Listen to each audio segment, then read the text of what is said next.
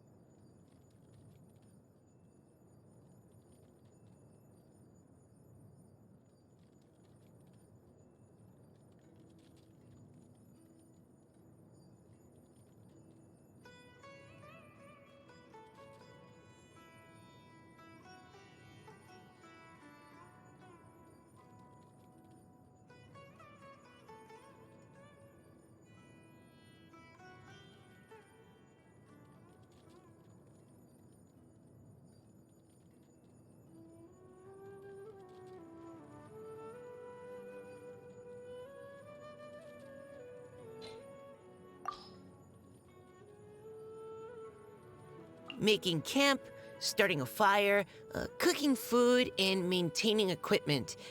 These are all essential tasks that must be done.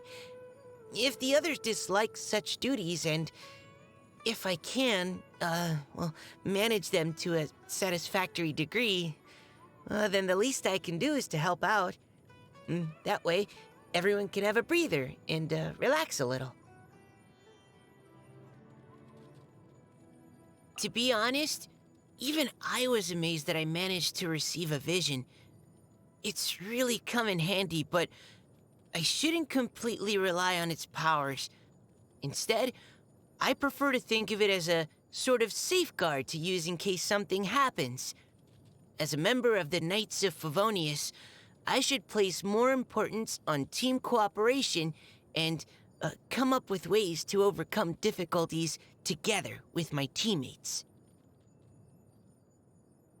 Before joining the Knights, I had to take a number of exams.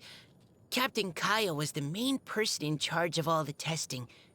He was really supportive and gave me all kinds of tips, but sometimes I would struggle to understand what he was saying. I would get worried that I was not keeping up with his pace and that I was letting him down. Grandmaster Varka is not only a strong leader who commands respect, but also my personal combat instructor. He taught me to think on my feet and avoid engaging enemies at close combat to make up for my small stature and relative lack of stamina. Following his advice, I learned how to fight with a polearm and crossbow, and I must say, this fighting style is far more suitable to me. The deputy... the acting Grand Master is a strong and considerate leader who always makes me feel at ease. She's always out there looking after all of us. Whether it's organizing work, rendering first aid, or cooking delicious meals. There's so much I can learn from her.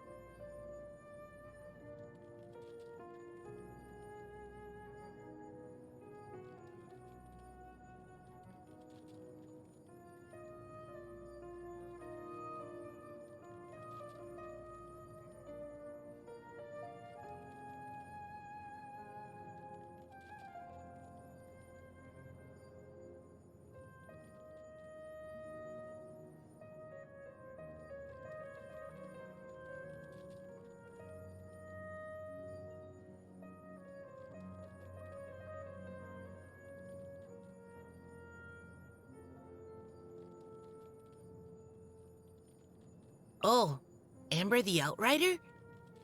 She's the most reliable vanguard and has amazing reconnaissance skills. The roles of frontline surveyors and the Outriders are similar, given that we both operate ahead of the main force. Amber has a lot of experience, and I've learned a lot of survival skills from her, as well as how to better maintain my crossbow strings and arrows.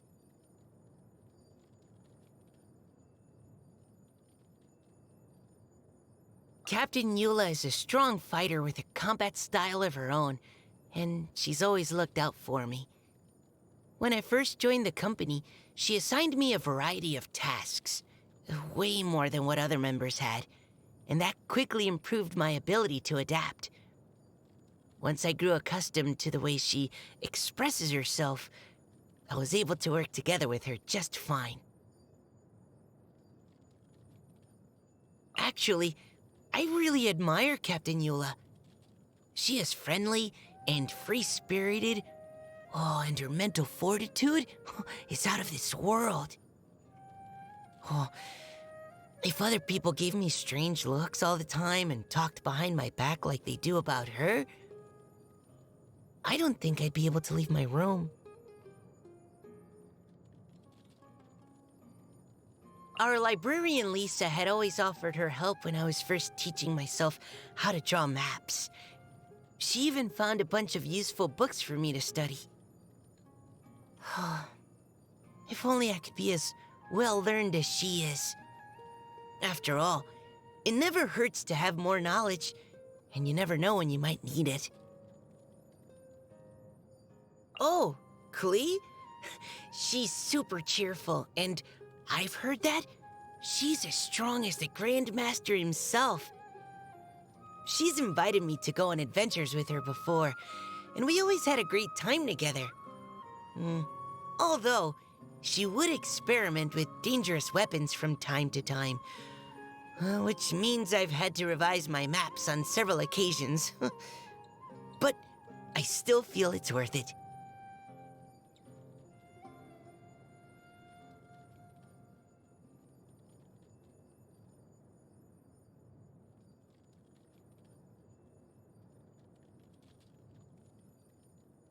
I really like that bard.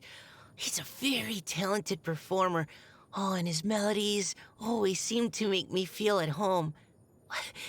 If I had to pick a tune that best represents Mondstadt, oh, it'd definitely be one of his. It's too bad that I'm not often in the city. Otherwise, I could bring him some gifts every day.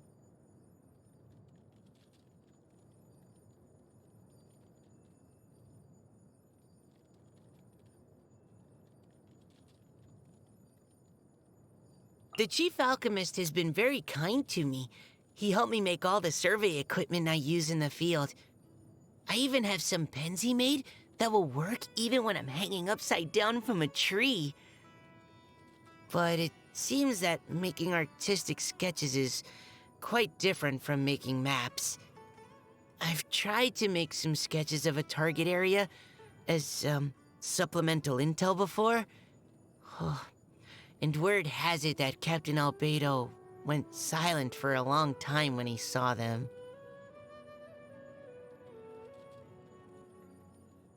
Ever since I was a kid, I've wanted to become a cartographer and map out every corner of Teyvat. It's only later on that I discovered the Knights of Favonius actually have that kind of role. Thanks to my father and brother's support, I was able to make it through the selection process and become a frontline surveyor. This job has let me live out my dreams, and it's already brought me lots of fulfillment. Everyone in the Knights of Favonius is really strong, and I feel like there's something I can learn from each member. After gaining new skills from everyone, I should also do my best to return the favor. So if there's anything the others need help with, then I'll do my best to make that happen.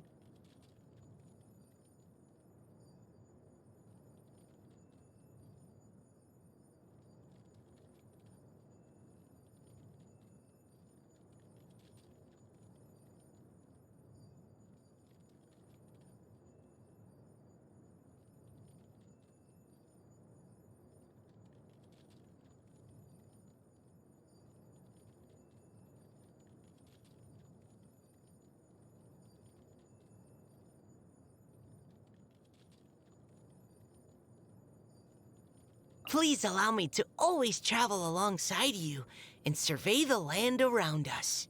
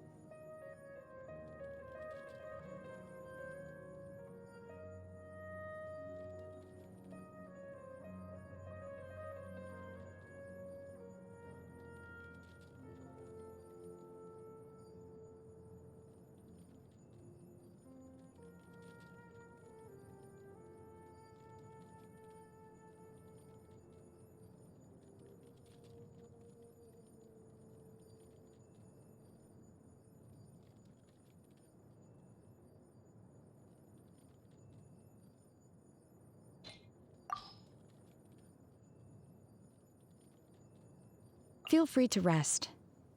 I'm a light sleeper. If I hear anything in the vicinity, I'll investigate it for you. If I treat people kindly, they call me an adeptus. And if I put them in their place, they call me a witch. The one thing you'll never hear them call me is human. They all seem to agree that I'm fundamentally different from them. So this shiny gemstone is called a vision? Huh. The gifts that fate brings, fate can just as easily take away. If one day my connection to this vision comes to an end, that'll be it. And the light inside of it will go out.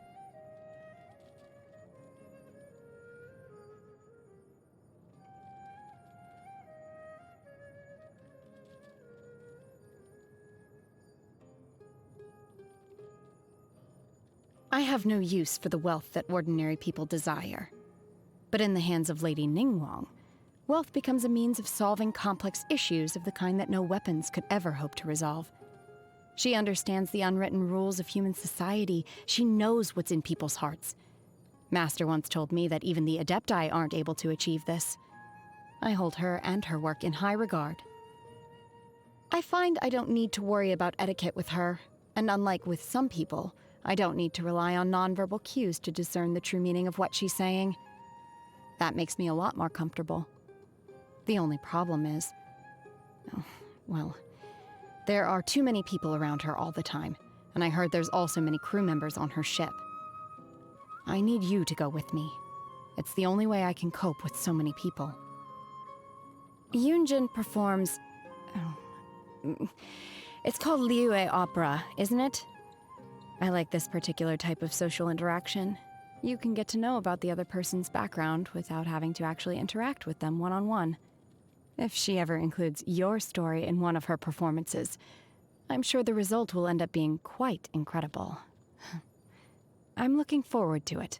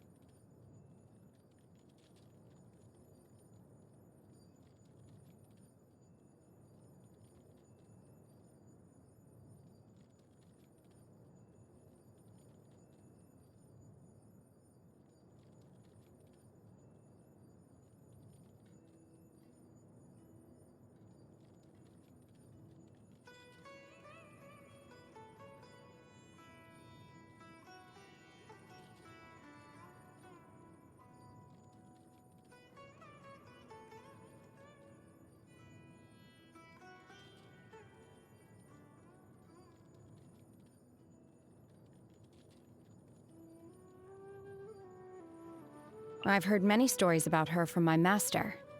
She's really quite different from how I originally imagined her. But don't worry, I'll be keeping this to myself.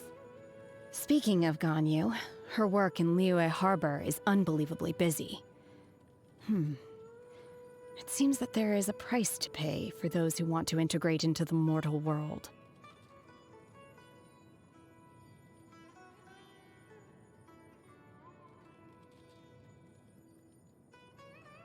It's hard for me to believe that I still have living relatives in this world. If he has any difficulties with his training, I am more than willing to help enlighten him. However, he will need to meet me alone in the mountains. Their family is too... sociable. I wouldn't know how to turn down their invitations without being impolite.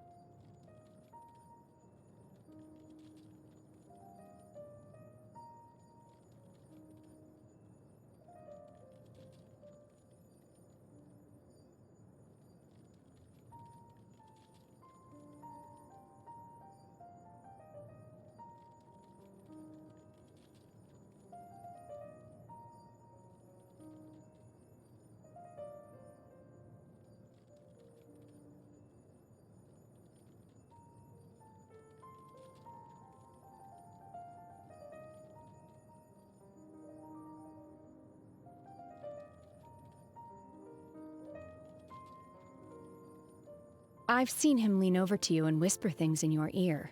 If he dares threaten you, I will make sure he... Hmm? You mean it's just an in-joke between friends? Genuinely?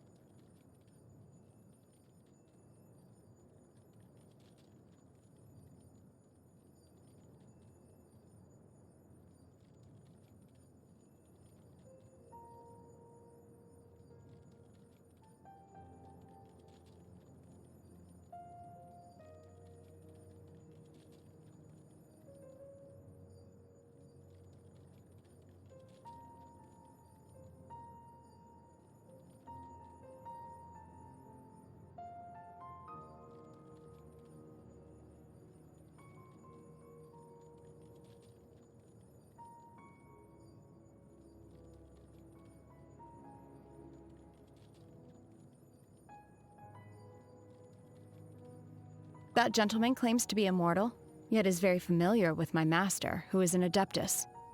Master once said, "If you see him drinking on a stone stool in front of my abode, do not disturb him. Let him sit quietly for a while." And that's precisely what I did.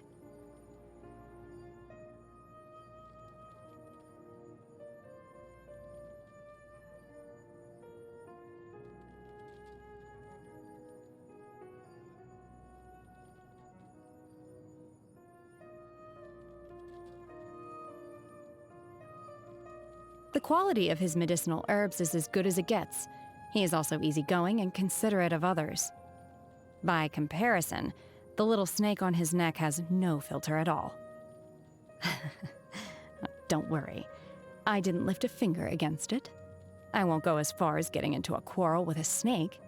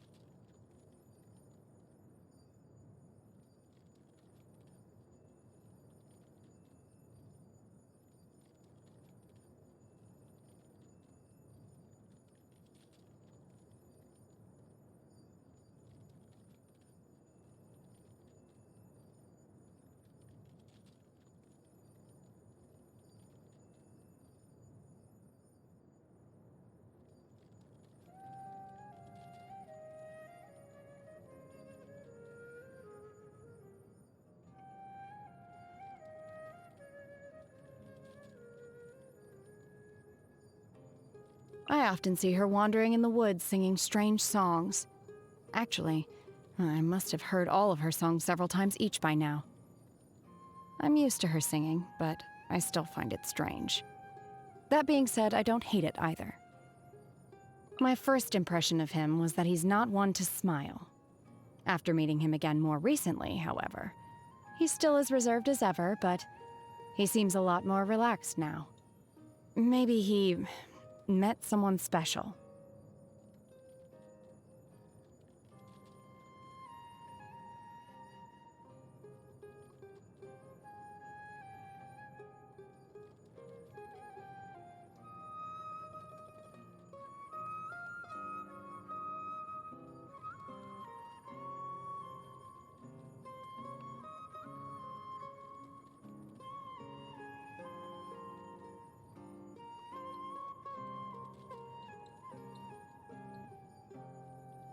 When faced with delinquents who are just out to cause trouble, most people will try to reason with them. This course of action perplexes me. Removing the root of the problem and disposing of these ill-intentioned fools seems like the obvious course of action. Why do common folks prefer the labor-intensive route?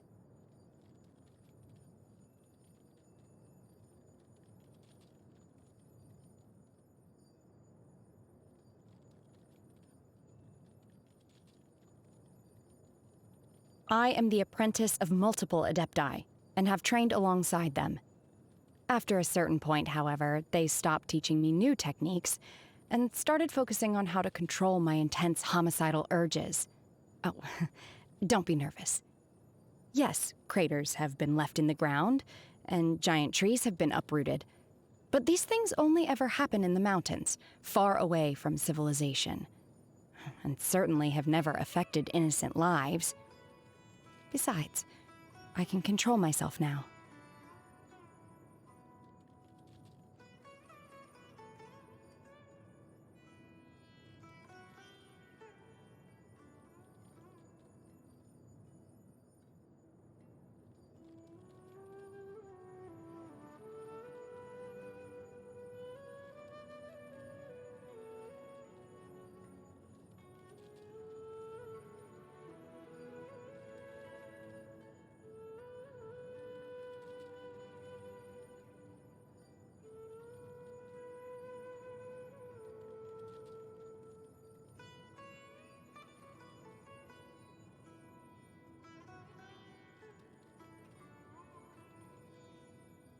I haven't been training as single-mindedly lately.